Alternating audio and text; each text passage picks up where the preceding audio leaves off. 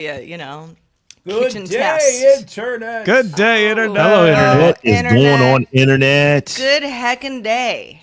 What the heck is up with y'all? How many of you are younger than 30? Raise your hand.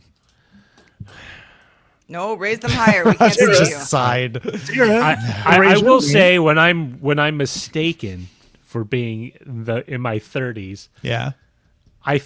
You think I would be happy, but for some Right. reason that just reminds me I'm so much older. Sure reminds you of your mortality. I know the feeling. It's like it's flattering, and yet you're like, that was so long ago.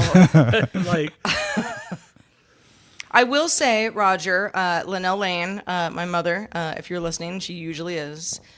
She thinks Roger looks very young. oh, thank you. And has said that more than once. It's where I'm the, like, are you saying I look old? And she's like, no, I'm just saying Roger looks very young. The secret is to stay indoors all the You're time. like, why don't you away from the compliment me? harmful rays of the You're always sun. complimenting Roger. Also, I don't even know how that came up. She's like, because she watches it. She's just like, he just looks really good. Just for, Also, eat She's not wrong. Eat lots of ice cream. The fat fills in for the collagen that sort of soaks away. That's what I tell myself. But then I just feel like I have a moon face all the time. So But- my I have not issue heard that phrase is in a all of long this time. gray hair. All of this gray hair right here. Yeah.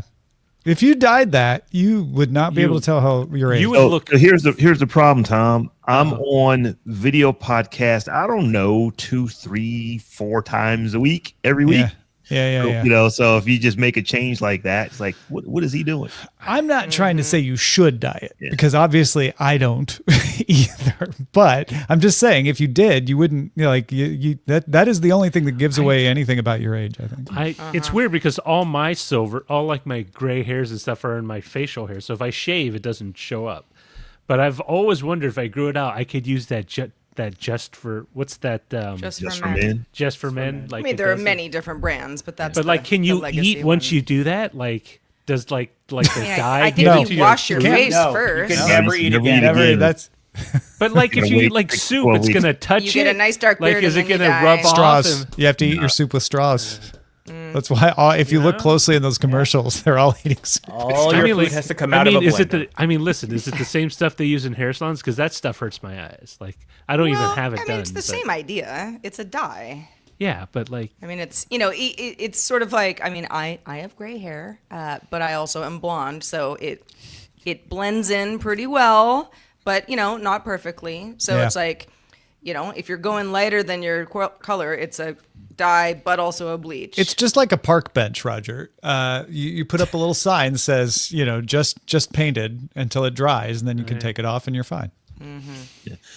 I have so much white hair in my beard and in my hair that if I dyed it, I'd have to actually go reset the settings on my camera for white balance and all that kind of stuff. you know what? I mean, I feel would like look if you very if you different. did that without saying something beforehand, and I logged into StreamYard, I'd be like, Hello, young Robb. man. Where's Rob? wow. Yeah, like, you would be able to see my Because eyes. I'm just so and my used teeth. to you looking. if you use like a Face ID, but you've always had a facial hair, like your beard, Rob, and you shaved it one day and you cut your hair and you tried to like unlock a phone with it, would it still recognize you? Or would it say, They supposedly do because they they're do. doing your eyes. Yeah, they do. I've done and- it. They do. Yeah. It's based off your eyes. Yeah. When I shaved my beard off one time for a special event, and Face ID still worked. Although in the era of us all wearing masks, Face ID never worked. No, but So until it they does fixed get it, confused after a certain point. they added a thing where you could train it to like unlock even when No, you had a you mask off, and that yeah. started to work kind of. It wasn't perfect, but it worked better. I actually have a friend of mine who also is 40 something, has a beard. It's he's a brunette, but it's mostly gray. Looks great. And he said to me, like, I thought he was kidding. He was like, "Do you think I should like dye my beard? Just I don't know about all this Just gray." like men? And I was like, "No." I was like, "You're kidding." And he's like, "No, I'm not. I don't know. Do I look like older than I am?" type thing. I was like, "I don't think you need to worry about that at all." However, that's me also covering up my gray as much as possible. So I think any solution is the right one for whoever wants to do that for themselves. CPOT says he's never had a problem with Just for Men rubbing off of his beard into his soup. problem? Yeah. Well, that's It's good to know. I do like my soup. Yeah, I don't want to eat dye in my soup. Yeah, I don't want to die with Probably soup. not a good idea. If I were to die, I don't know that I would actually dye it black. I might make it silver. I might just go completely silver. DYE. Go the other DYE. direction. Yeah, go the other direction. Yeah. It's like Do I like thought you were like going to a- say like if you're going to die, you're going to have the embalmer like make sure they made you look younger. Well, that's not an if. That's a when. No, Rob's gonna live forever. No, it's possible. I will be the last person to die, but Rob might live forever. Sarah's just a baby at 29, but I am 842 years Why old. does Tom get to live longer than me? No, you can live forever too. I'm just saying, I will be the last person to die. That- You get to live forever. Oh, You because get I'm to be living the forever, last so- person Yeah. before immortality is kicked in. The rest they'll of us will figure it just out be the immortal. next day. They'll be like, Yep. "Sir, just hold on one more day." But the you'll cure be in is the here." history books, Tom, forever. Yep. You'll be the world first will know you person to forever. never die until you do. Like, I mean, immortal doesn't mean you're invulnerable, right? Like, you could still get like dropped from Depends on how you define it. Yeah.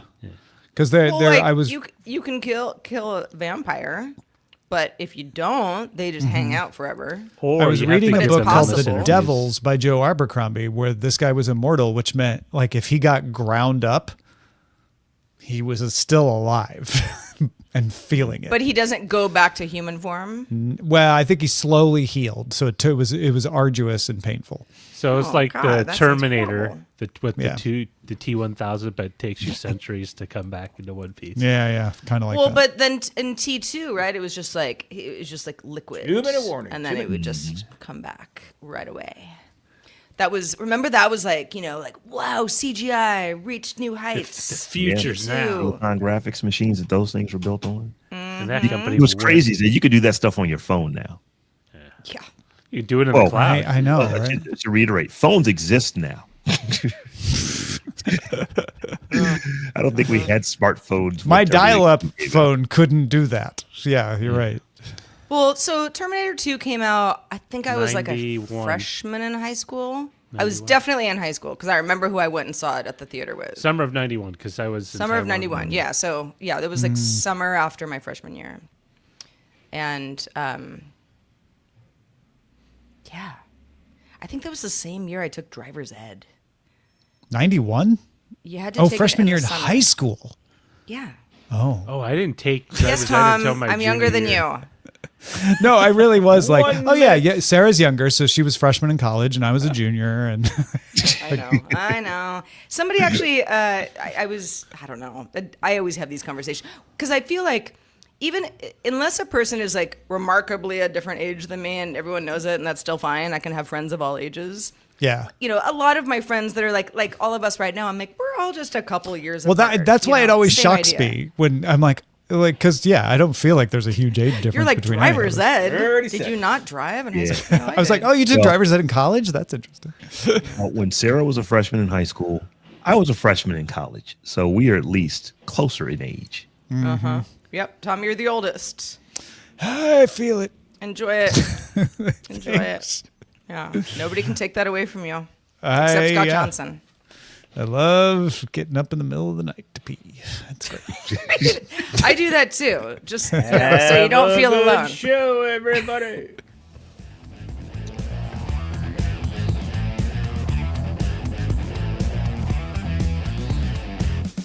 Good day, Internet. This is DTNS Live for Monday, August 11th, 2025. From Studio Animal House, I'm Sarah Lane. From Studio 7 in Los Angeles, I'm Tom Merritt.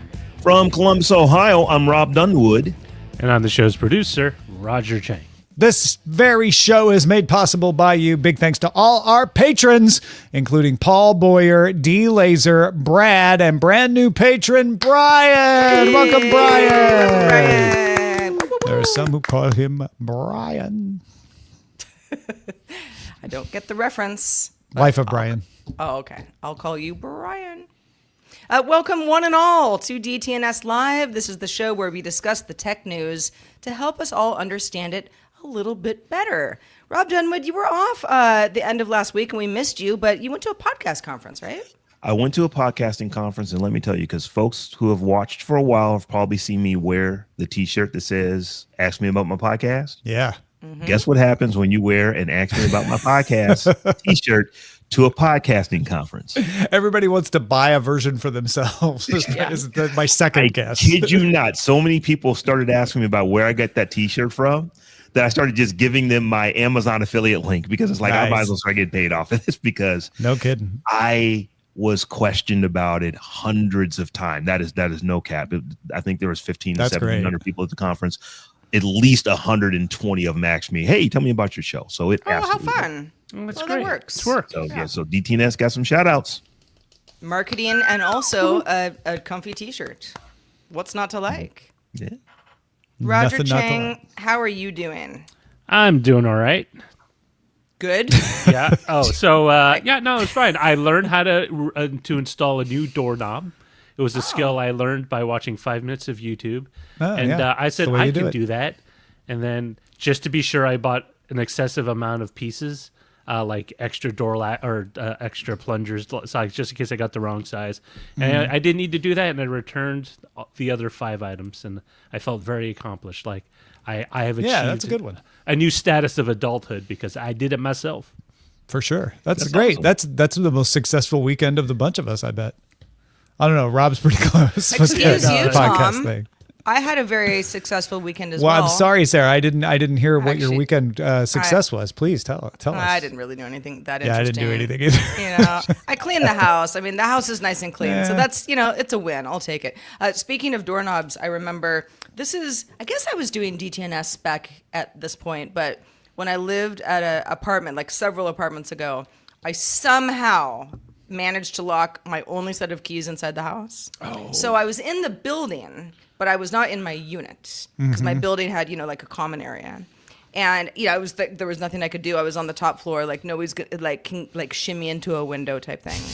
And I had to call a locksmith, and the guy came, and he was like, "This is gonna be really expensive." And I was like, "Okay, I have to go home." So this is the door that separates me from. Did he have it like, this is going to be really expensive? Instead, you should ... Or was it just like? He was like, "Do you have a ladder? Like, I can try to get into one of your windows." And I'm like, "No, not that. Like, I would have to call the fire He's like, "Do department." you to have get a ladder? Because I'll borrow it." Yeah, like it was like there was just kind of no way, and I was over it at this point. I'm like, I want to go. I want to go home, and that is on the other side of this door. So let's do it. And it was expensive, but I slept in my own bed that night. Yay. This is the reason why the site-to-site transporter needs to be invented because you could have just Absolutely. teleported inside the room. Yeah. Do you leave copies of your key with like friends or someone? And I don't know what had happened in this particular case because I used to have friends had extra keys of mine because they would come in and I was about to say water my cats, feed my cats, and give them feed water. your plants, water your cats. Yeah, every so often, and just for whatever reason, it was just I got stuck in a hard place. So it has never happened again, thankfully. Knock on wood, everyone, that it never will. Well, if you are watching us live or listening, you can help us name this episode. We've got a whole show ahead of us. So during the show, if you head on over to dtns.showbot.tv, you'll see people submitting titles. You might think there's, kind of a fun, funny, poignant, clever title of your own that you can submit, and you all can vote on each other's. We will check back in on the votes at the end of the show. All right, without further ado, let's kick it off with a few stories that caught our eye today. The Financial Times and the Wall Street Journal both report that Nvidia and AMD have agreed to share 15% of revenue from sales of chips to China with the U.S. government. So the U.S. government gets a 15% cut of anything Nvidia and AMD sell to China, and that is a very small number of chips because the U.S. restricts what chips can be sold to Chinese companies. On Friday, however, the U.S. Department of Commerce began issuing permits for Nvidia to sell its H20 chips and AMD to sell its MI308 chips there. I don't know. I mean, better than 20, I guess. For the companies, anyway. Better than 16 for that. Yeah. matter. Where's at least our they were cut? able to I don't negotiate it from 20 down to 15, but it's different. You could not sell any, which has been the case since April, or you can sell them and give us 15%, is how I imagine a version of that conversation went. Sounds like something I've heard before, but I'm curious to see how this works out long term. Rob and I had a kind of a breakdown of all the ins and outs of this on Daily Tech News Show briefing. If you want to check that out, if you're like, wait, is this constitutional? We address all that and everything there. But yeah, 15%. Maybe it might be. Yeah. Spoiler. We don't know either. It was a spicy weekend for news. Some weekends, especially in the summer, tend to be kind of sleepy. But yeah, we had a lot of stuff going on. Speaking of that, OpenAI decided to restore older models following a backlash, and maybe you felt that personally, to last week's GPT-5 rollout that was supposed to be the greatest version of GPT ever, but it removed users' ability to choose between different models for different tasks. And some folks who had been putting a lot of time and effort into various tasks for various models said, well, if you consolidated everything, I have to start over, and I hate this. CEO Sam Altman confirmed the change on X, adding that the company is offering, hoping to offer up to 3,000 reasoning requests per week for paying subscribers. Free subscribers, you kind of just get the hand that you're dealt. But more transparency on which model is responding for those who have those options. GPT-5 is going to stay as the default, but you have legacy models as setting options now. Taking people's choice away never works, even if you can do it better than they can. Even if you're just giving them the appearance that they're choosing, that is always better than just taking it away. So I understand why folks are upset, but try the new model. It might actually be better. We'll have to kind of wait and see, but just not being able to choose, I can see why that makes people upset. People hate having their choice taken away, and people also hate choosing. So the genius move is to make it easy not to choose, but leave the choice there. So in principle, they're like, well, I can still choose the other model if I want, but make it easy for them not to have to, and they'll just do what you wanted them to do in the first place. Yeah, for example, I'm using the free version of ChatGPT 5. Only had it for a few days because it took a while to propagate to my macOS app, and I don't really notice a difference. But I'm also, I did not have some like big, long, extensive, highly personal daisy chained way that I was using 4.0. And for those people who did, that is, or just a lot of memory. A lot of memory. Maybe you're talking to the assistant about all sorts of stuff. To get that back, I know is really meaningful to a lot of folks. Amazon successfully launched 24 more Kuiper internet satellites via a SpaceX Falcon 9 rocket, bringing their total to 102. Amazon aims to meet an FCC deadline of 1,600 satellites by July 2026 and 3,236 by July 2029, with 83 contracted launches, including some with competitor SpaceX. Despite early development, Amazon has government deals and plans to offer commercial services this year. They got a long way to catch up. They got 109. They got a long way to catch up, and a long way to catch up. It also is, I'm sure this makes sense to the companies, or they wouldn't be doing it. But SpaceX, Starlink being it seems like Kuiper is trying to be a direct alternative to, but also helping launch Kuiper satellites with SpaceX rockets. Yeah. Yeah, it's we see this sort of thing all the time, right? Yeah. Collaborating. Yes, somebody provides web services to a competitor, like Microsoft provides web services to Sony for PlayStation, that kind of thing.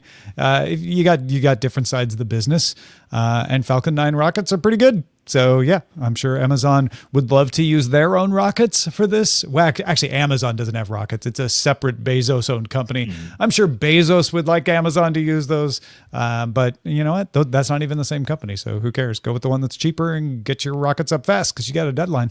Yeah, it would be almost like Samsung saying, we're not going to supply iPhone parts because we make our own phones. Yeah. No, exactly. It's like, no, it makes way more sense for Samsung to do both. Be a mistake for Samsung to go down that route. Yeah. The cool thing about this is there's also OneWeb in the US. There's a couple others in China, and I think there's one in India being developed. Like, we're going to have competition for space-based internet at some point, and that's going to be great. Well, those were a few stories that caught our eye today. Let's move on to a few more. On Monday, Nvidia unveiled new AI models and infrastructure specifically for robotics, including Cosmos Reason, which is a 7 billion parameter vision language model, or VLM, designed to help robots plan and reason with memory and physics understanding. New tools include Cosmos Transfer 2, that gives you faster synthetic data generation and neural reconstruction libraries for 3D real-world simulation. NVIDIA also introduced the RTX Bro Blackwell server and DGX Cloud for robotics workflows, again specifically. The company continues to expand AI GPU beyond just data centers. They're good at those, but they want to move even further into robotics. Yeah, NVIDIA wants to have new markets, right? They were just a graphics card maker for a long time, and then people started using their cards for crypto, and they're like, great, we can sell more to you. Awesome. We'll make some special ones. And then people started using them for AI and needed them in data centers, and they're like, great, we'll make more of those. We'll make special ones for you. So they're like, that works really well. Our valuation seems to have skyrocketed since we started getting these new markets. Let's try to be in more markets. So this is a big announcement at SIGGRAPH, and I think it makes sense for them to say, like, you know what, we've been pushing this platform. The Cosmos platform has been around for a while, and we're trying to entrench ourselves with the people who do robotics to not only use our platform but use our parts as well. Yeah, I think the whole idea of, it's like, okay, robotics, personal robots in homes. Well, I mean, they exist to some extent, but we're not there yet. Are we getting there? Yeah, I'm sure we will. But more, NVIDIA stresses the idea of this would be more helpful for city transit networks, more helpful for factories where robots are definitely already a big part of things, warehouses, places that you do a lot of the same repetitive stuff over and over.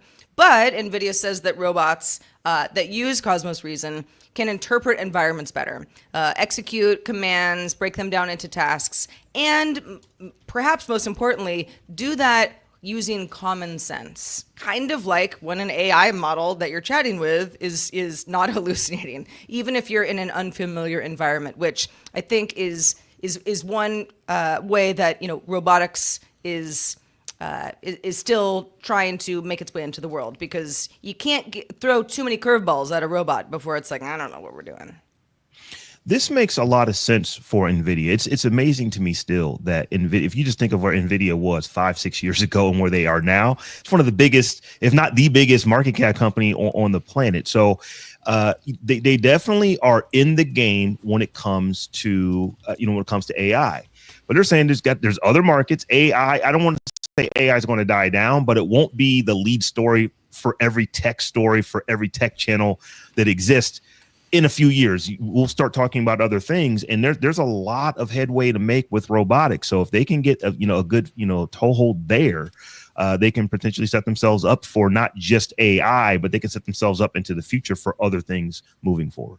Yeah, the top tech companies by market cap, Nvidia is number one right now, followed by Microsoft, Apple, Alphabet, aka Google, Amazon, Meta, Broadcom, TSMC, Tesla, and Oracle.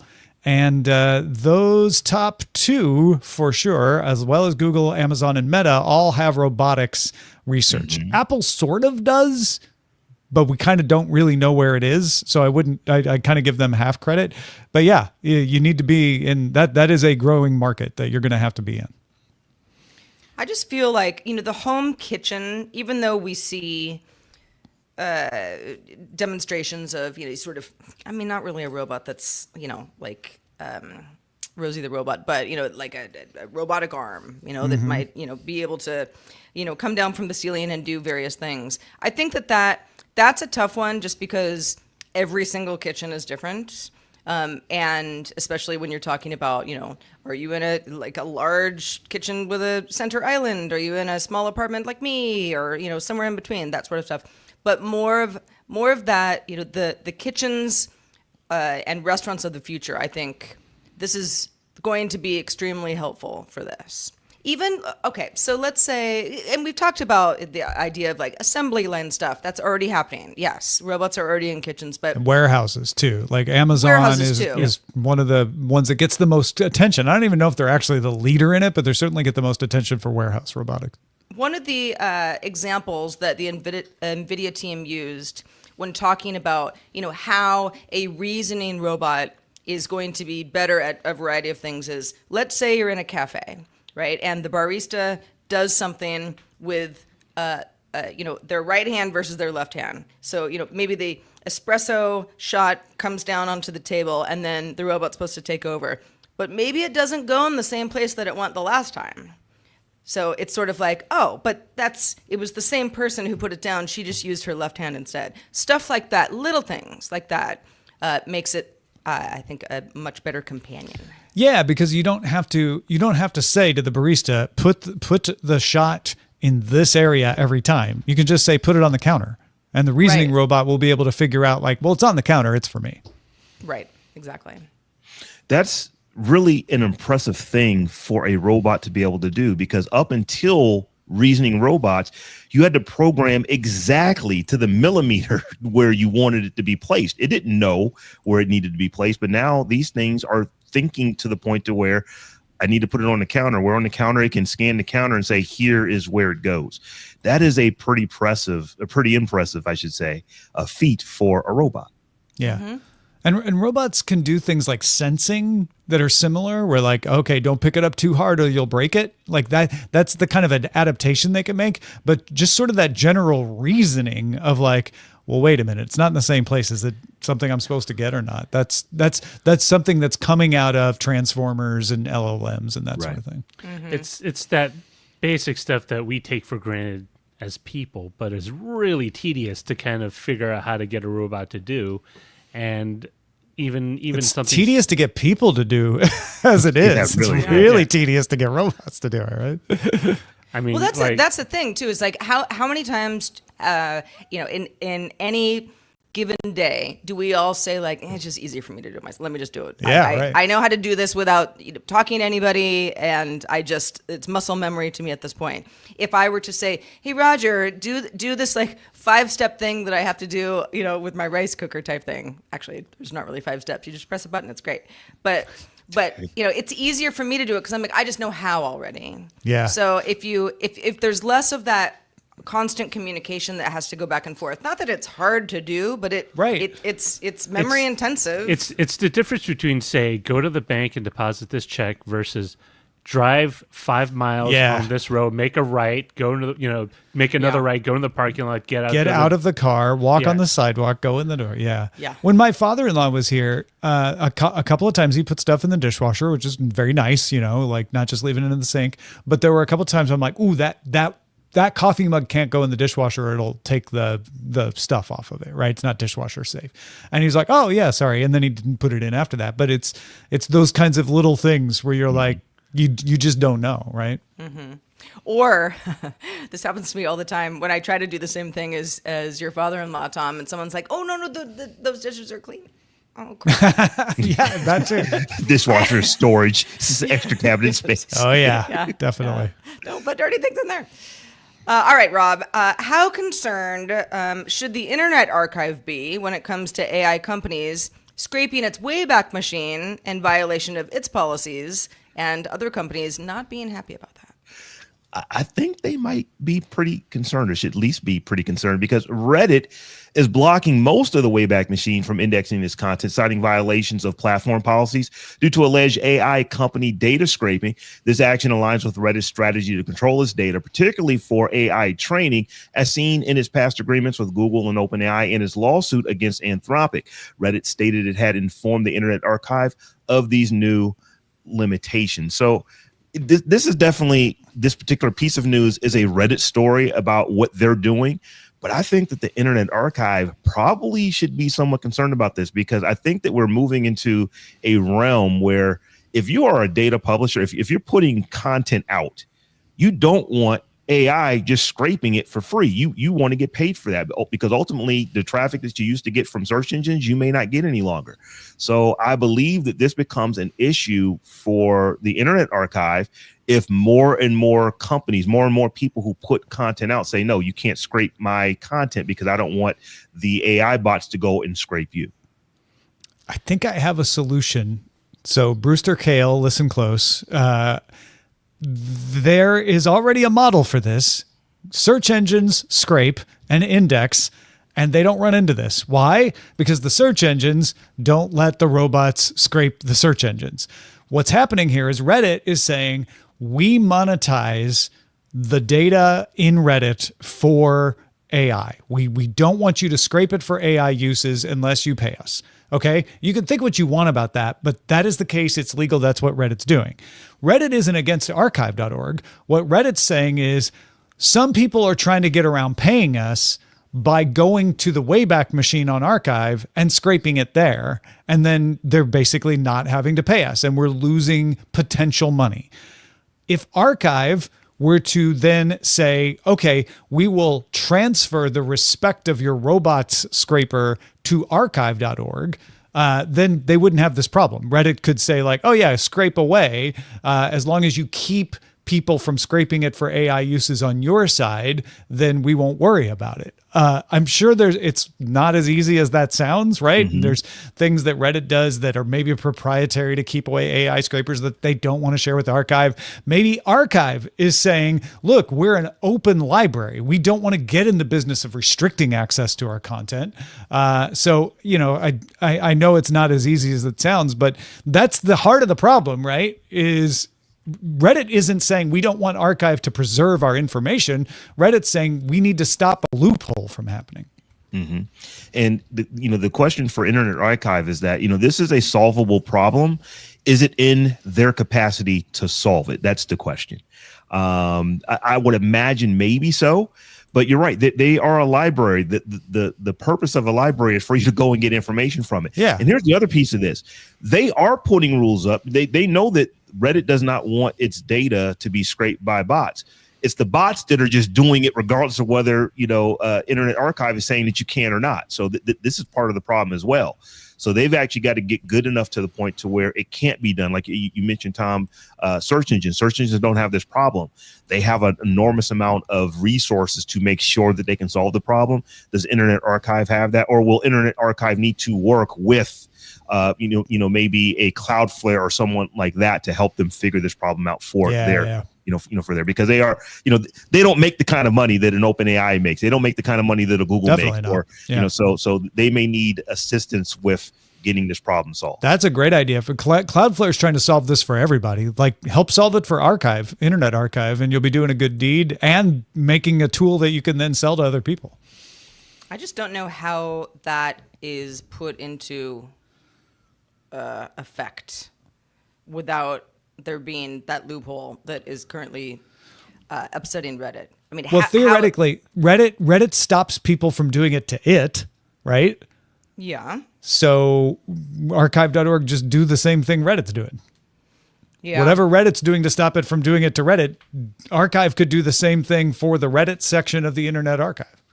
But then do you in any case cut off AI access that nobody has a problem with to the Wayback Machine? If you say we'll only do it for Reddit and anyone else who tells us we want to do it, then no. Right. Or maybe Internet Archive should have a policy that says we are not your training data.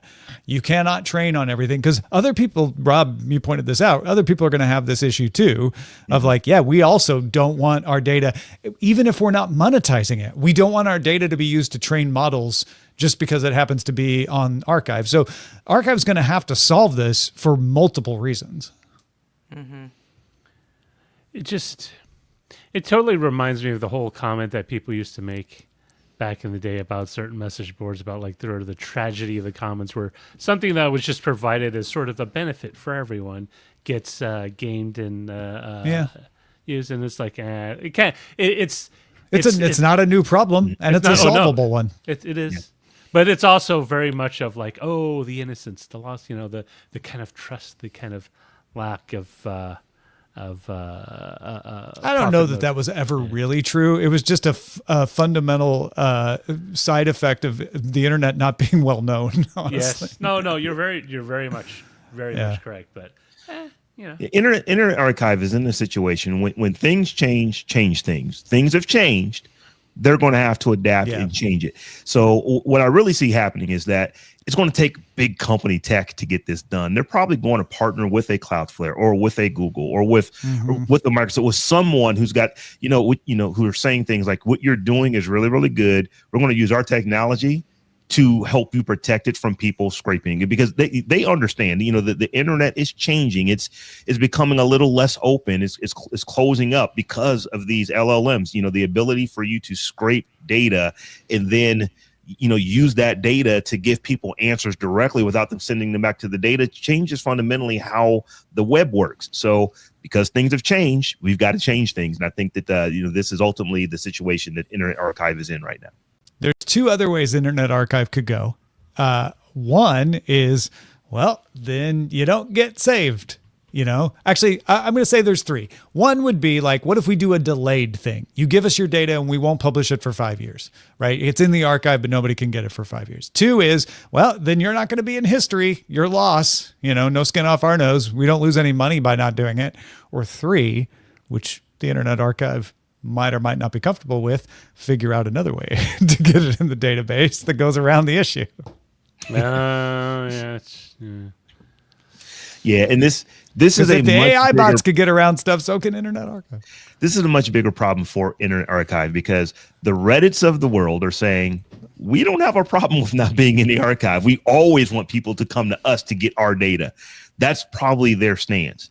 So not being in the archive, it's like it's we're not as cool because we're not there, but we're still making and generating revenue because we aren't. So that's what they are looking at. So this is really something that Internet Archive, they are going to have to ultimately get this figured out. Well, what do you want us to figure out on the show? One way to let us know is in our subreddit. You can submit stories and vote on them. Just head on over to reddit.com/r/Daily Tech News Show, and maybe someday it'll show up on Internet Archive. All right, everyone. I know I'm way younger than everyone else on the show today. So much younger. But for those of us who indeed remember the internet before broadband, because it did exist, was widely available, waiting for websites to load, keeping your phone line clear, to use the modem, all part of life. AOL is finally closing a chapter on this page in history. Roger, tell us more.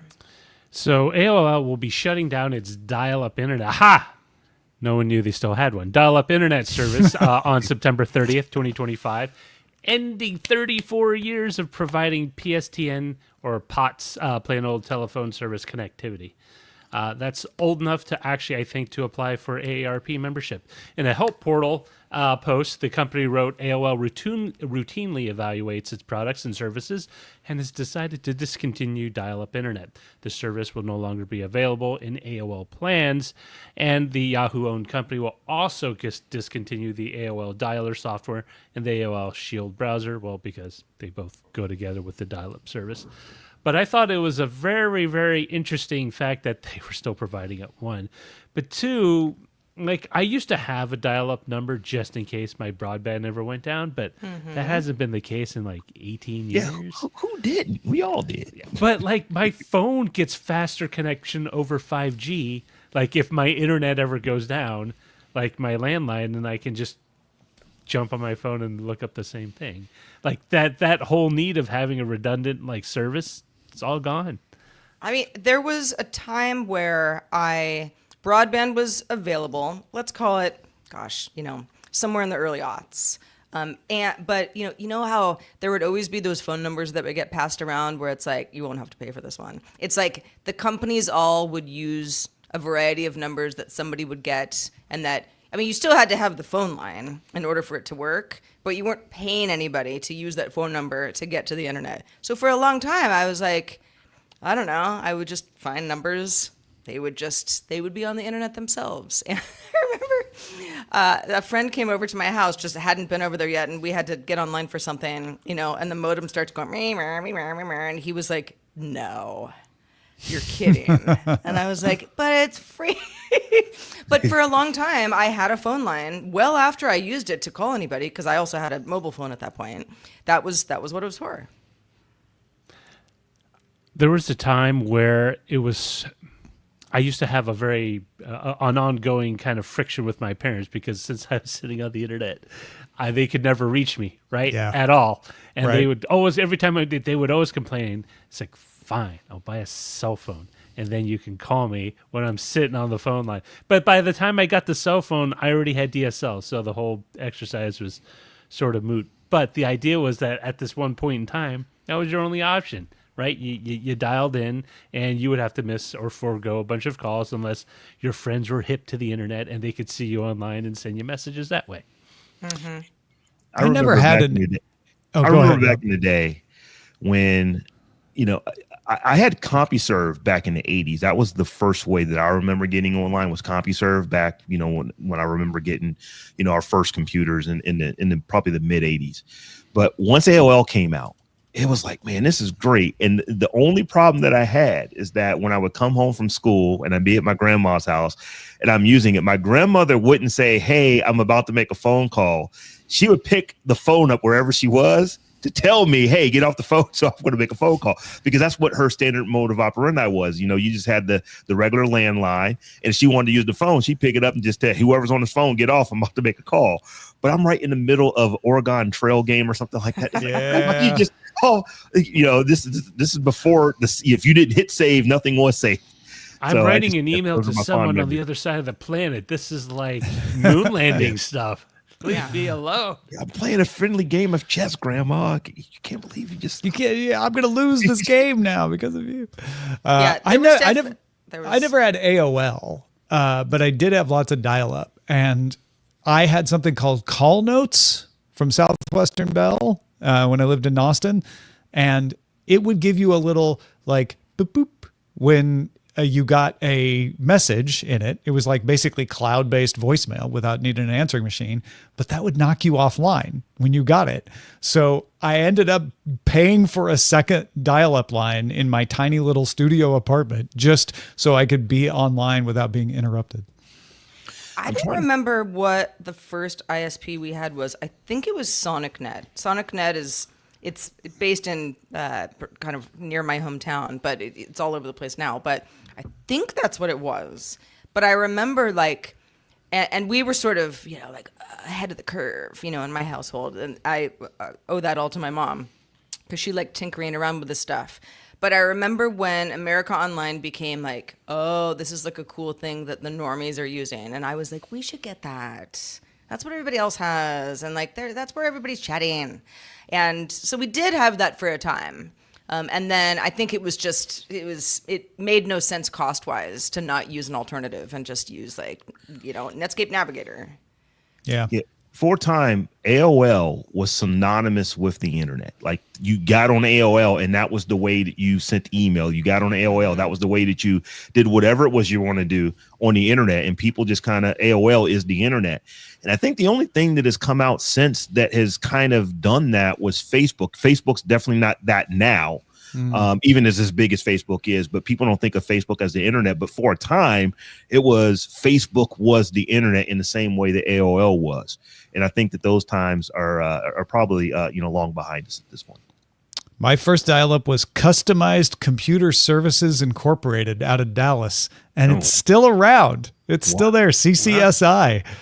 Still doing like IT support and managed services now. I don't even know if they have their ISP, but they're still kicking. My second was Concentric at concentric.net. I had Concentric. Did you really? Yeah.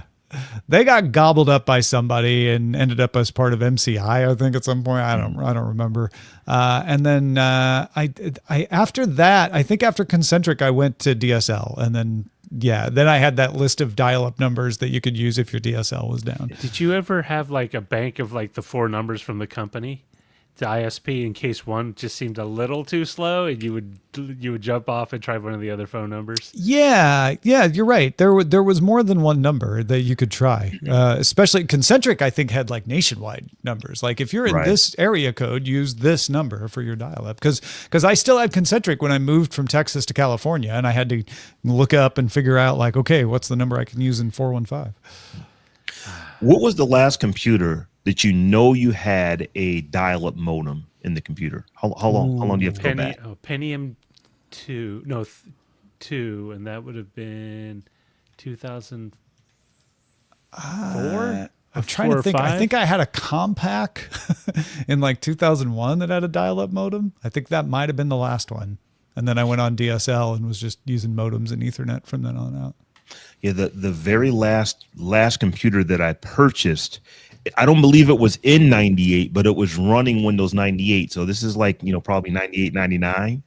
That's the last computer that I consciously remember buying that had a actual dial-up modem. Everything beyond that was DSL, and then of course just regular Ethernet ports and going on there. Well, I remember being excited getting a Packard Bell that had a modem built in, so I didn't have to use the external dial-up modem. Packard Bell, and those were the days, man. Packard Bell, everything integrated into one board. Couldn't fix nothing on that joker. Yeah, I'm thinking about my first apartment in college, which I shared with 3 other people, and we all shared the same phone line, landline.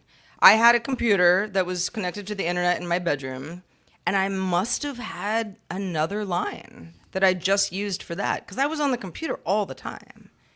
And I don't think any of my roommates had, they didn't connect to the, it was just, these are early days. And, if I would have been on the computer, then our phone would have been busy and all my roommates' boyfriends and girlfriends would just be mad at me. So I must have had that. I don't remember doing that, but I don't know what other choice I would have had. Yeah. I have one last AOL story. Right. It's a friend of mine, and it's good that I can't remember his name because I probably need to not use his real name in this story anyway. I went over to his house, and he's like, hold on, I need to get online. And he went to the stack of AOL CDs, and he put one in, and he got online. I'm like, what is that about? He's like, oh yeah, I never pay for internet. I just do the free trial over and over and over again with different sign up information. I cannot confirm nor deny that I may have had RD1 through RD84. Can't confirm that, but I won't deny it. There might be 84 RDs in the AOL database for one reason or another. Who knows why? Don't know why. Yeah. How long did the free trial last? Is it 2 90 weeks, 14, days? Well, at the end, they knocked that down to 14 because of people like RD number People like 61. friends of ours who shall remain nameless. Yeah. Yeah, I mean, again, loophole. Well, that's like the silly numbers that, someone would be like, this number will work. Use this one. It's like, I wasn't trying to, do anything too crazy. But I was like, it was shared with me, so we're using it until it stops working, which it would. They always would. The company would be like, hold on a second. Too many people are using this. Way too many people are dialing up on this number. SL72. Gosh, I don't even know. Yeah. Oh, those were the days. I actually miss those days, weirdly enough. I don't miss slow internet, of course. It's like that's not what I'm nostalgic for. The worldwide wait. But just that feeling of like, I want this so bad, I will figure it out. I'm going to get there. Now it's just like, computer on, everything works. And I don't want to go back necessarily, but I do miss that because I just remember a lot of people being like, I don't know, this is too hard. I'm like, it's not that hard. It felt a lot like walking into a house that was still being built because you would go to these like a bunch of homegrown websites, like go to my website. Then you and try all to the go other to, construction signs. Yeah, You mean? well, yeah, but you go to like a site like B of A, like Bank of America, or Wells Fargo, like an important institution, financial, and their website doesn't look any better. Like there was a level of parity, right? Like that I think made us all feel equal, whether we were a $1 billion company or minimum wage flunky. We all had animated GIFs.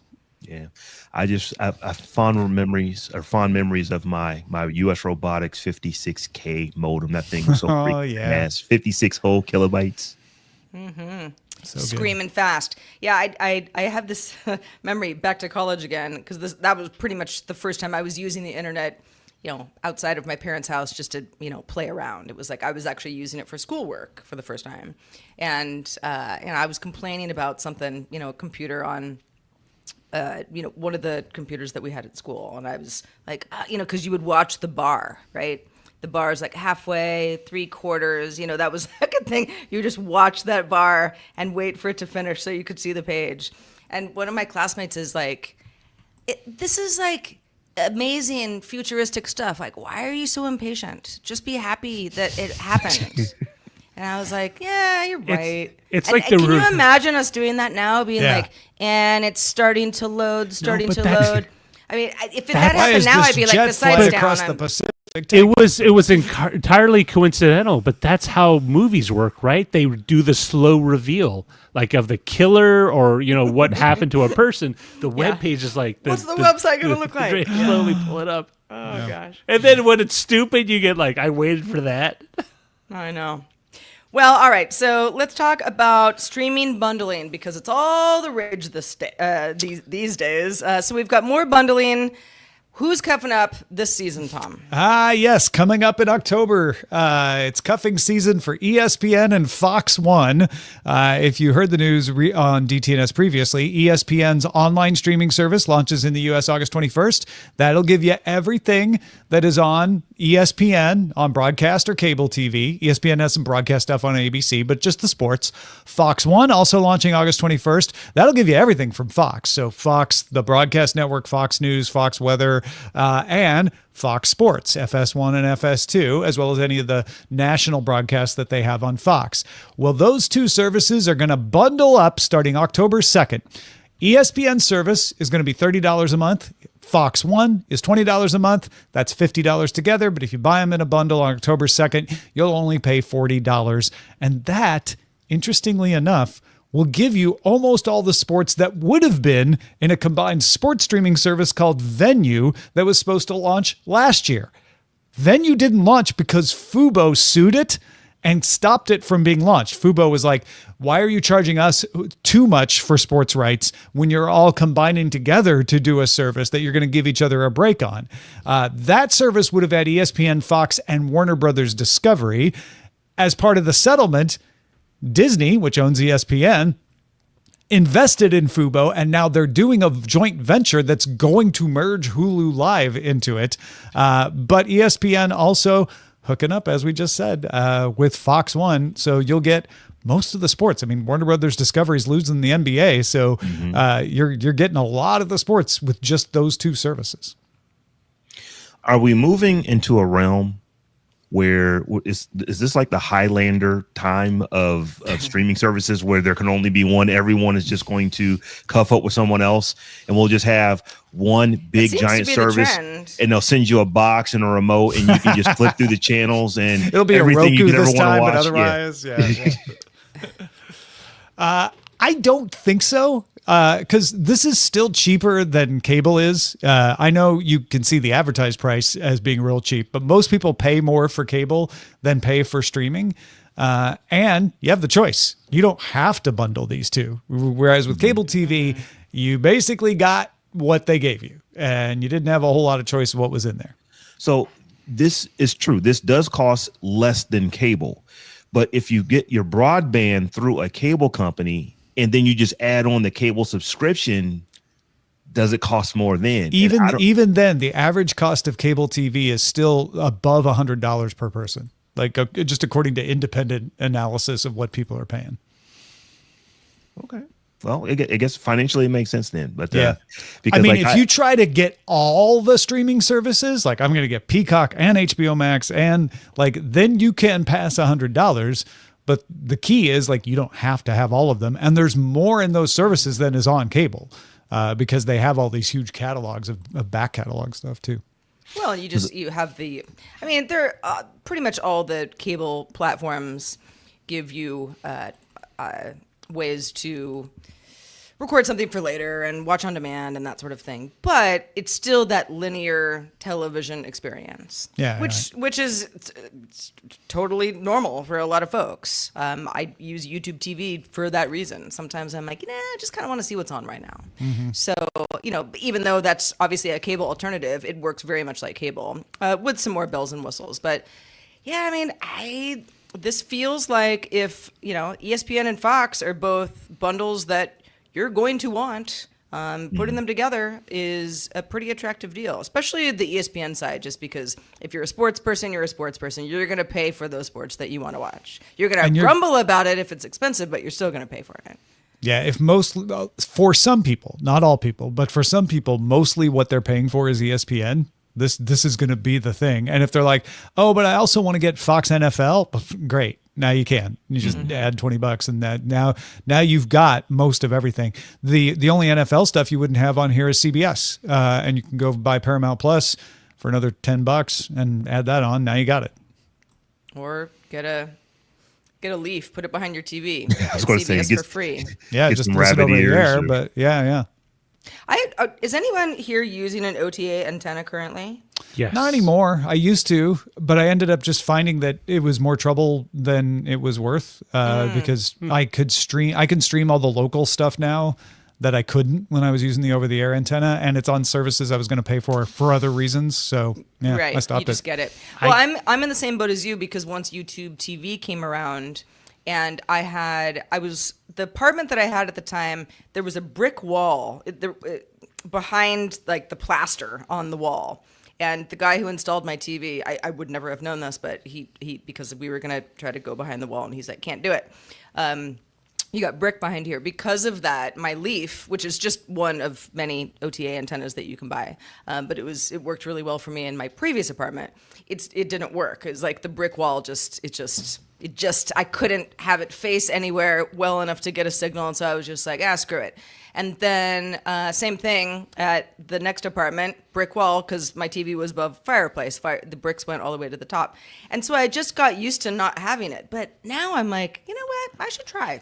Because it's so cheap to get. And you end up getting all sorts of channels. Not ones you want necessarily, but it's just sort of interesting. Yeah, there's more on there than you would expect because there's digital channels now. Lots of different languages and just kind Lot of of stuff you're PBS. like, oh, wow, cool. So my grandparents, who had a farm and lived kind of out, because they were on a farm, they had one of those aluminum actual antenna towers. It was about 30 feet up. So they would put an antenna at the top of that so they could pull channels from everywhere. Yeah. And even though once they got cable, that tower wasn't necessary anymore, they didn't tear it down. It was just still there. So probably, 10, maybe 12 years ago, my brother said, you know what, I could probably put a really good outdoor HD antenna out there. So he literally climbed up the pole, put an HD antenna out there, and then the folks in that house, like my aunt still lives in that home, she can pull channels from Cleveland to Pittsburgh to Akron, Ohio to sometimes she can even get stuff as far away as Cincinnati, which is literally on the other side of the state. So if you got height, you can get a decent HD channel. So they have completely cut the cord. They don't have any type of television streaming, but they watch everything that they want to watch just off of HD antenna. Yeah, that's why those Cincinnati Reds games are blacked out at your aunt's house because she can get them over the air. That is true. That is true. I mean, I invested in 3 different HD antennas, and they all have worked to varying degrees, but I get all the big ones, and like Sarah was saying, you get a lot of local.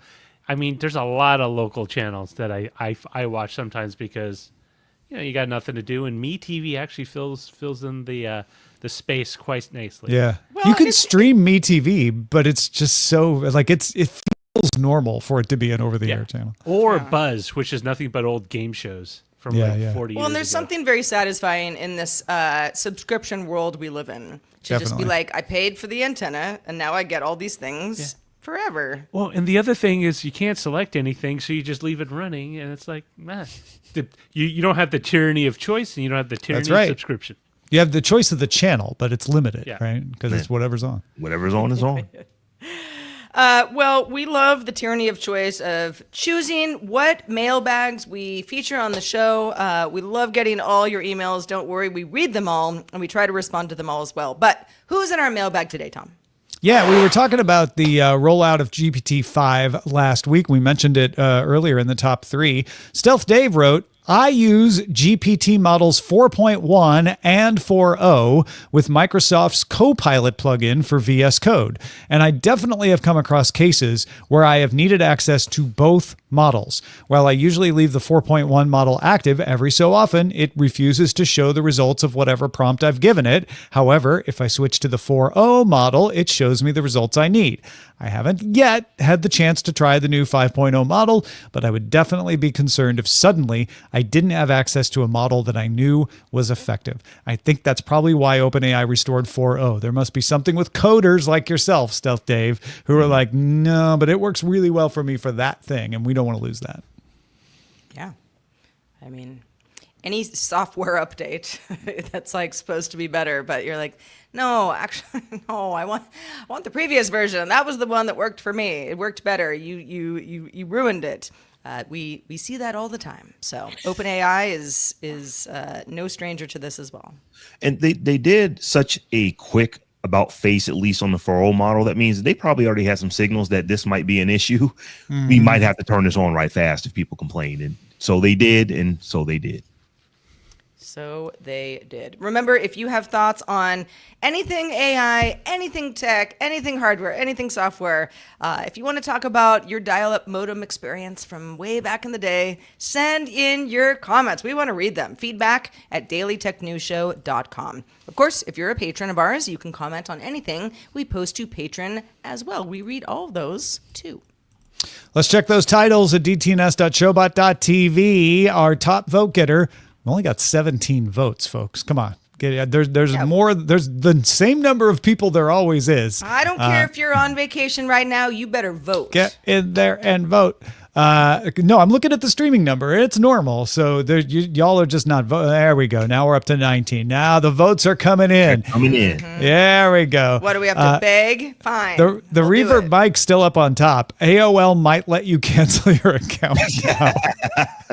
There's so much truth to that. It's oh my gosh. So hard to cancel. So hard to cancel. That is so good.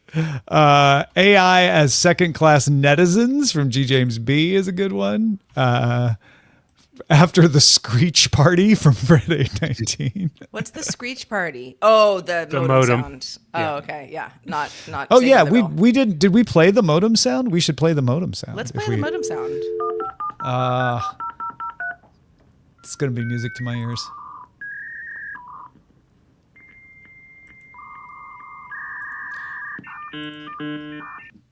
It's like riding the waves. That one, I feel like the ones I remember, it's sort of like I'm like a minor bird. I just, you pick it up after a while. It's like beep, beep, beep, beep, beep.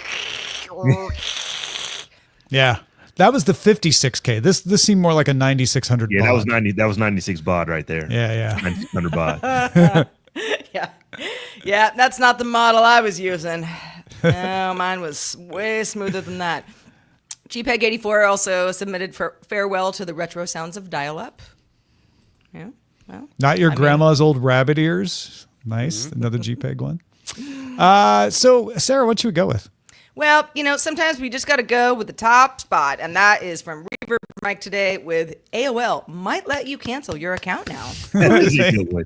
That is a good one. Pure genius. That's why nobody was voting. They're like, that's it. That's the title. We don't need to vote. Yeah. I was like, are you sure? Are you really sure? Are you really sure? Yeah. What if you just don't cancel? Is that cool? They're going to cancel you. Yes. We're just, you're in the just old-fashioned way. And you'll be happy. Not in the modern way. Big thanks to everybody who has not canceled us and still supports us by watching on LinkedIn, watching on YouTube, watching on Twitch. Let's take a look at those Twitch call-outs today. What do we got here? Zoe Brings Bacon gave us some bits. Daddy McSpank Me gave us a follow. And Double Drop Down gave us a follow. Thank you, everybody, for supporting us. And we got raises on Patreon. We really appreciate this. Seth gave us a raise. Perfect Face for Radio gave us a raise. I assume that's Per Face for Radio as well. Lee and Thomas gave us a raise. I mean, we really, really appreciate that. When you're like, you know what? We want to help keep you going. Patreon.com/DTNS. Now, we are continuing a DTNS tradition next week, Experiment Week. We are swapping out our normal DTNS show and trying out some new ideas. We do this in August when there's not a whole lot of news going on. Gives us a chance to take a break. And in previous years, we launched shows like Behind the Data or The Tech John. Rob, that was from the original Experiment Week, right? That was from year 1, 4 years ago, and the Tech John has been running ever since. We're coming up on episode 200. Wow. Yeah. Experiment Week Congratulations, man. it worked for us. That's awesome. So yeah, as I put it on a promo I recorded earlier today, you could catch the next big tech podcast from episode 1 by listening to Experiment Week. Also, if you're like, wait, isn't the Pixel 10 announcement next week? Yes, and that's one of our experiments. We have exclusive Android faithful reaction to the Pixel 10 event. Roger interviews Adam Sessler of ZDTV Tech TV G4 fame. It all starts next week, Monday, August 11th, right here on the feed. So check August it out. 18th. 18th. Yeah, why does it say 11th? I doesn't. mistyped that. No, says the You 18th. didn't change it in my prompter then. I apologize. 18th. Okay. It's the 18th. Yeah, Listen, because today's the 11th. That'd Yes. be weird if it started Today's the now. 11th, and 7 days from now is the 18th. So nobody's I'm wrong. Everyone's Ron everyone's Burgundy? correct. Yeah. Anything. You can watch us live Monday through Friday at 4 p.m. Eastern. That is 2000 UTC, and you can find out more at dailytechnewsshow.com/live. We're back doing it all again tomorrow. Can't wait to see you then. Be here or be square. The DTNS family of podcasts, helping each other understand.